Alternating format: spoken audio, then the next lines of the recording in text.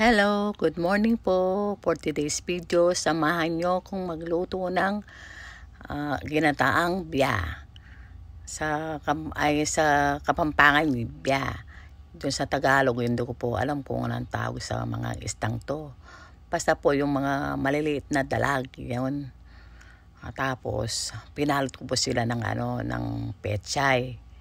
Mas maganda po sana kung malalapat yung dahon ng pechay, mas masarap, mas magandang tingnan. Isa-isa po binalot ko yan, tsaga-tsaga lang po. O kaya yung bok choy, pwede rin yung bok choy. Tingnan nyo po, yun, ganyan klase ng isda po siya. Yan. Gagawin po dyan, ipapakisik ko muna.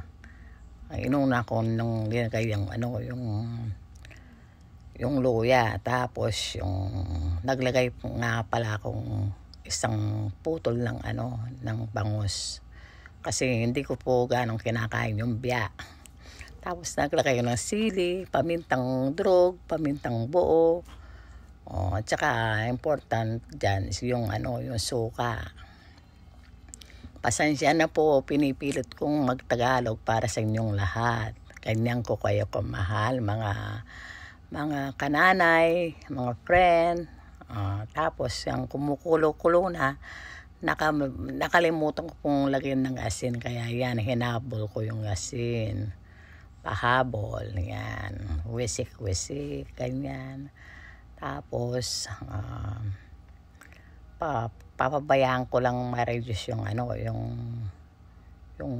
sabaw natin. Tapos naglagay na ako ng tak yung pampalasa. Tapos yan, tinakpan ko ulit para naman maluto yung mga fish natin. Tapos nung palagay kong luto na yung mga fish natin, yan, tinikman ko na. Para pag lagay ka ng gata natin, okay na yung lasa. Yan, nakulangan pa ng asin, kaya naglagay po ako.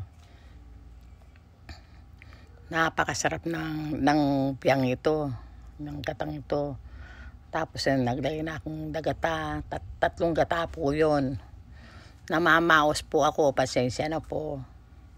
Kasi nung minsan inubo po ako, kaya medyo namamalat pa, pero okay na po ako. Tapos yan, pabayaan lang natin ang kulok-kulong ganyan.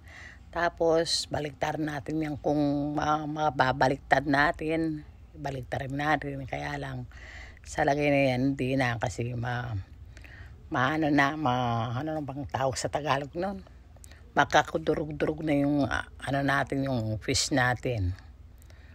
Kaya na lang, shower na lang. Ganyan lang po kasimple yung natin ngayon menu.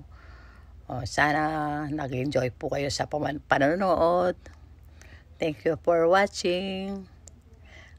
Comment down below po kung ano pong gusto yung iluto ko pa sa susunod.